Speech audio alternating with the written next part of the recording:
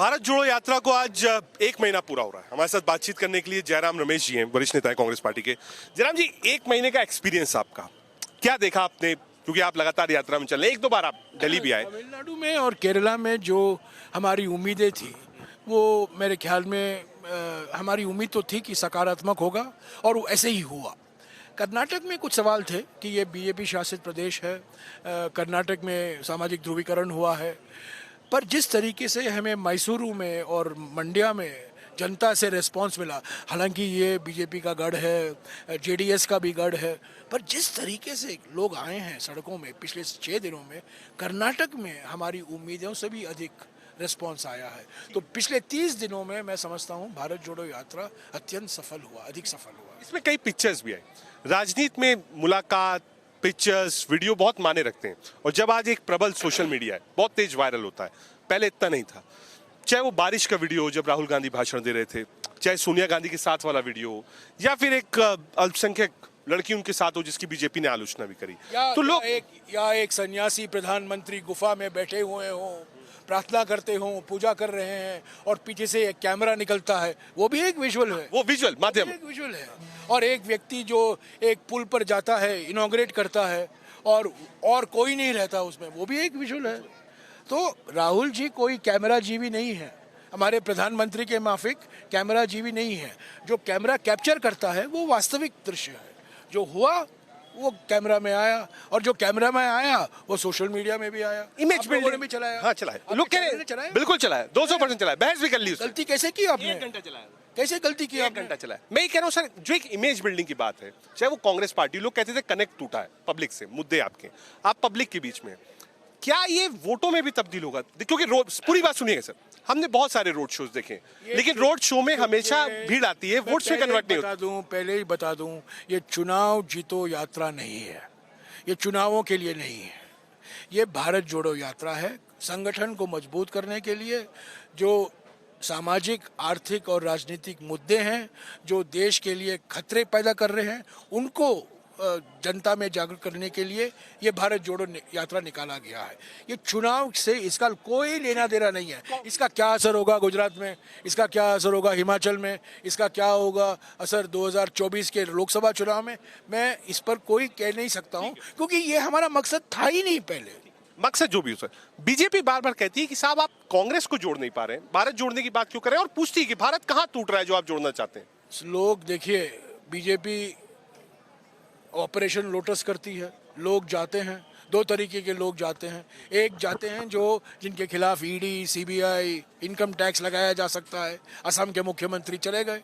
दूसरे तरीके के लोग हैं गुलाम नबी आज़ाद जैसे लोग, जिनको पार्टी ने सब कुछ दिया है 50 साल में, और वो समझते हैं कि अभी मुझे एक नया राजनीतिक भविष्य दिखता है प्रांतीय दल बनाने से, और मुझे मोदी जी का समर्थन है, अमित शाह का समर्थन है, अजीत डोभाल का समर्थन है, तो वो निकलते हैं। पर हर आज़ाद जो निकलता है, हर सिंधिया जो भाग जाता है, हर हिमंतो बिस्वा शर्मा जो जाता है, 20 या 25 लोग कांग्रेस के कार्यकर्ता 35 और 40 साल की उम्र के बीच में हैं, जो कांग्रेस पार्टी में लीडरशिप पोजीशन धारण कर सकते हैं। वो अगले मुख्यमंत्री बन सकते हैं, कैबिनेट मंत्री बन सकते हैं, प्रभारी बन सकते हैं। तो ये कहना कि कांग्रेस पार्टी कमजोर हो रहा है इन ऐसे लोगों से जाने से, मैं नहीं समझता हूँ। ये राजनीतिक गद्दारी है, इनको जाना है तो जाएं।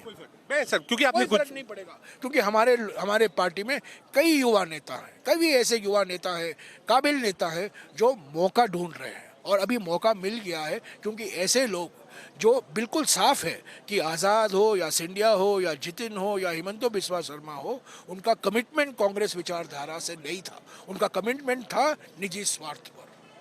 क्योंकि आपने गुजरात का जिक्र किया, मैं मान सकता हूँ इस बात को, ये आपकी यात्रा आप जैसे चाहिए वैसे करें, लेकिन जो लोग भी राजनीति को देखते हैं, पढ़ते हैं, वो इस बात को कहते हैं कि अगर गुजरात में चुनाव था तो एक लंबा टाइम आपको गुजरात में देना चाहिए। आप देखिए, 2 प्रमुख पार्टी है, कन्याकुमारी यहाँ है, कश्मीर यहाँ है, हम कन्याकुमारी से कश्मीर जाना है, गुजरात यहाँ है।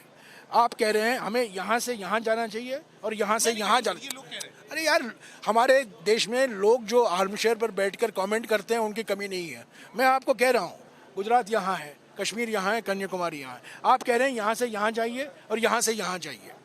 मैं कह रहा हूँ कि अगर आप सितंबर 7 को कन्याकुमारी में शुरू करोगे, आपके पास 56 इंच की छाती भी हो, आप 90 दिन के अंदर गुजरात नहीं पहुंच पाओगे, 100 दिन लगते हैं, उस तक चुनाव खत्म हो जाएंगे।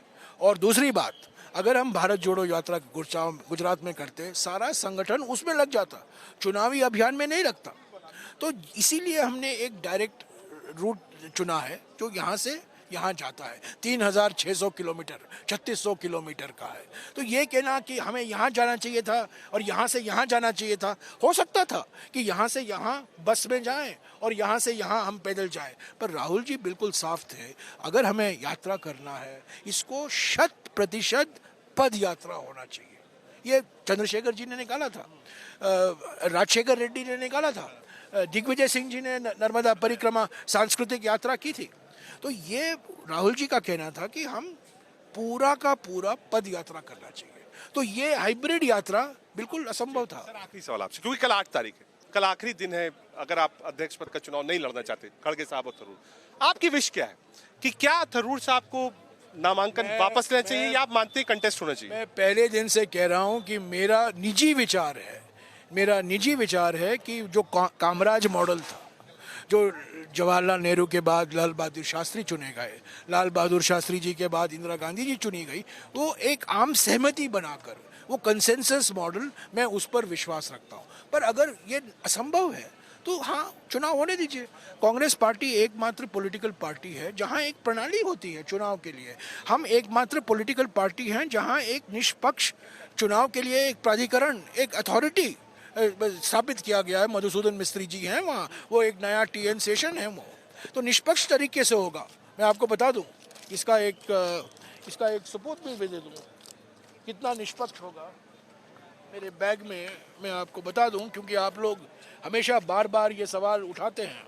देखिए, ये मेरा कार्ड है, ये QR कार्ड है, QR बारकोड कार्ड है, पहली बार हुआ है ये फर्जी कोई वोटिंग नहीं हो सकता है। 9100 डेलीगेट वोटिंग करेंगे और ये जब जयराम रमेश जाएंगे तो जयराम रमेश ही वोट करेंगे। ये पहली बार किया गया है, ये निष्पक्ष है, ये पारदर्शिता है।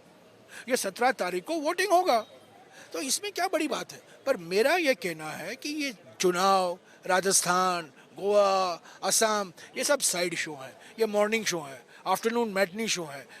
हाउसफुल शो जो है भारत जोड़ो यात्रा है, वही जो नैरेटिव सेट कर रहा है हमारे राजनीति में, वो भारत जोड़ो यात्रा है। अगर चुनाव होने हैं, होने दीजिए ना।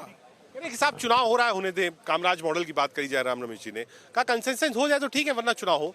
लेकिन वो यही कह रहे हैं कि साहब ये कोई ऑर्डिनरी शो नहीं है, भारत जोड़ो यात्रा ही प्राइम टाइम शो है कांग्रेस पार्टी का।